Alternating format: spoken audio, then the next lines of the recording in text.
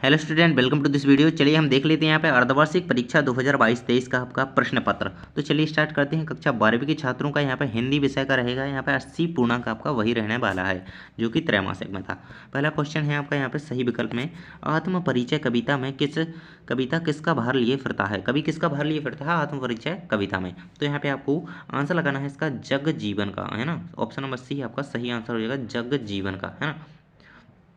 तो आप इसका आंसर जरूर याद रखें। अगला क्वेश्चन है खड़ी बोली का प्रथम महाकाव्य है। तो यहाँ पे खड़ी बोली का जो प्रथम महाकाव्य है वो कामायनी है। यहाँ पे ऑप्शन नंबर ए बिल्कुल सही आंसर आपका हो जाता है, कामायनी। खड़ी बोली का प्रथम महाकाव्य कामायनी है ना। अगला क्वेश्चन है भक्तिन का वास्तविक नाम था। तो भक्तिन का वास्तविक नाम लक्ष्मण था। यहाँ पे ऑप्शन नंबर सी आंसर रहेगा। अगला क्वेश्चन है राजभाषा को अंग्रेजी में कहते हैं। तो राजभाषा को जो है अंग्रेजी में ऑफिशियल लैंग्वेज कहा जाता है। तो यहाँ पे जो राजभाषा होती है अंग्रेजी की, अंग्रेजी में उसे ऑफिशियल लैंग्वेज कहा जाता है। किसी देश की होती है राजभाषा, है ना। जैसे हमारे यहाँ की हिंदी है तो इसे हम ऑफिशियल लैंग्वेज कहते हैं, राजभाषा कहते हैं हिंदी को। तो यहाँ पे आप ऑफिशियल लैंग्वेज लगाएंगे। अगला क्वेश्चन आनंद के मराठी अध्यापक का नाम था। तो न व सौंदलगेकर, यहाँ पे आंसर लगाएंगे सी ऑप्शन। अगला क्वेश्चन है हालावाद के प्रवर्तक कवि हैं। तो हरिवंश राय बच्चन, यहाँ पे आंसर आपका हो जाएगा। हालावाद के प्रवर्तक कौन है? हरिवंश राय बच्चन। अगला क्वेश्चन है आपका सही, आपके यहाँ पर रिक्त स्थान स्टार्ट होते हैं, 7 अंक के रहेंगे। पहला क्वेश्चन है कविता में पंख लगा उड़ने के माने खालिस्तान क्या जाने।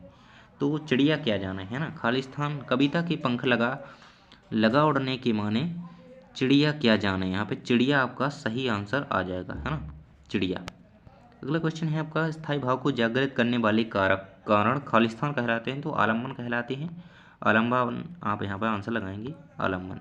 अगला क्वेश्चन है पहलवान की ढोलक पाठ की विधा कहानी है या व्यंग। तो यहाँ पे कहानी है, आप आंसर लगाएंगे कहानी।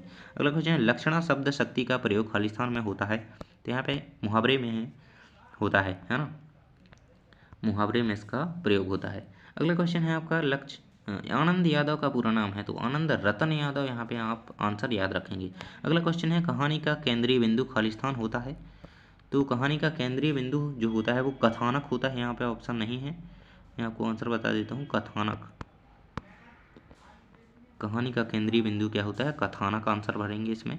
अगला क्वेश्चन है भारत में पहला छापाखाना जो खुला था वो गोवा में खुला था, है ना। गोवा आंसर लगाएंगे आप, यहाँ पे गोवा लिखा हुआ है तो इसे आप आंसर लगाएंगे। पहला छापाखाना गोवा में। सही जोड़ियाँ मिलाते हैं। पहला क्वेश्चन है आपका पतंग, तो इसकी किससे मिलेगी?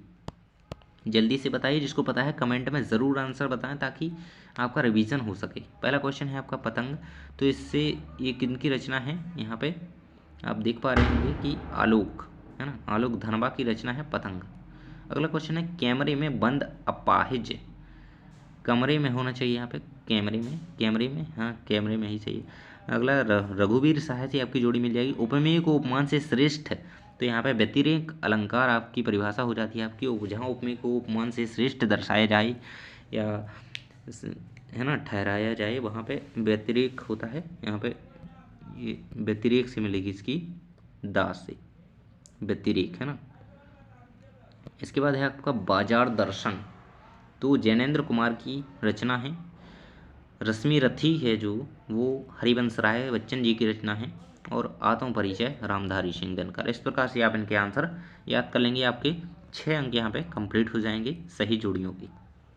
चलिए आगे देख लेते हैं।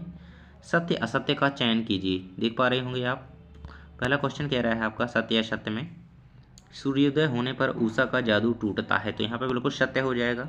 अगला क्वेश्चन है दुर्मिल सवैया का दूसरा नाम चंद्रकला है। तो बिल्कुल सही है। अगला क्वेश्चन है आपका धर्मवीर भारती प्रसिद्ध नाटककार हैं। तो असत्य हो जाएगा। अगला क्वेश्चन है ही तो भी तक आदि निपात शब्द हैं। तो सही है, ही तो भी। लेखक ने पढ़ाई के लिए सबसे पहले अपनी माँ की बात की। तो सही है ना। नाटक के आंदोलनों के विकास में रेडियो नाटक की कोई भूमिका नहीं रही। तो असत्य हो जाएगा यहाँ पे, है ना। कैसे रहेंगे? पहला सत्य, दूसरा सत्य, तीसरा असत्य, चौथा सत्य, पांचवा सत्य, छठा असत्य। तो यहाँ पे कंप्लीट हो जाते हैं। आगे आपके आते हैं एक शब्द या वाक्य में उत्तर लिखिए। पहला क्वेश्चन कह रहा है आपके बच्चे किसकी प्रत्याशा में होंगे। तो चलिए हम इनके आंसर देख लेते हैं आपको। अगला क्वेश्चन है, प्रत्येक पंक्ति में एक वर्ण वाली रचना क्या कहलाती है? तो बच्चे किसकी प्रत्याशा में होंगे? तो बच्चे अपने माता पिता की प्रत्याशा में होंगे। आंसर याद रखेंगे, अपने माता पिता। अगला क्वेश्चन है, प्रत्येक पंक्ति में 31 वर्ण वाली रचना क्या कहलाती है? तो वो कवित्त कहलाती है। कवित्त आपने सुना होगा, कवित्त छंद। परचेंजिंग पावर से क्या आशय है? तो क्रय शक्ति है, इच्छित वस्तु को खरीदने की क्षमता जो कहलाती है वो परचेजिंग पावर कहलाती है ना। चलिए इनके आंसर मैं आपको दिखा देता हूँ। देखिए, तो ये आपके रहे सभी के आंसर। यहाँ इनके भी आंसर यदि आप देखना चाहें तो देख सकते हैं। देखिए, सभी के आंसर मैंने यहाँ पे लगा दिए हैं। आप इसी प्रकार से सभी के आंसर याद कर लीजिए, है ना। ये रहे सभी के आंसर, पहले का, दूसरे का, तीसरे का, चौथे का, पाँचवें का, छठवें का, सातवें का, है ना। आंसर जरूर याद रखेंगे, सभी को याद कर लीजिए। तो इस प्रकार से हमारे इतने क्वेश्चन के आंसर कंप्लीट हो जाते हैं। देखिए, तो हमारे जो क्वेश्चन आगे रह गए हैं, हमने एक वीडियो अपलोड किया है अपने ही चैनल पर, जाकर के आप देख सकते हैं। आपको डिस्क्रिप्शन में भी लिंक मिल जाएगा, उसको पूरा देखिए, वहाँ पर सभी क्वेश्चन के आंसर आपको मिल जाएंगे। थैंक्स फॉर वॉचिंग, मिलते हैं अगली वीडियो में।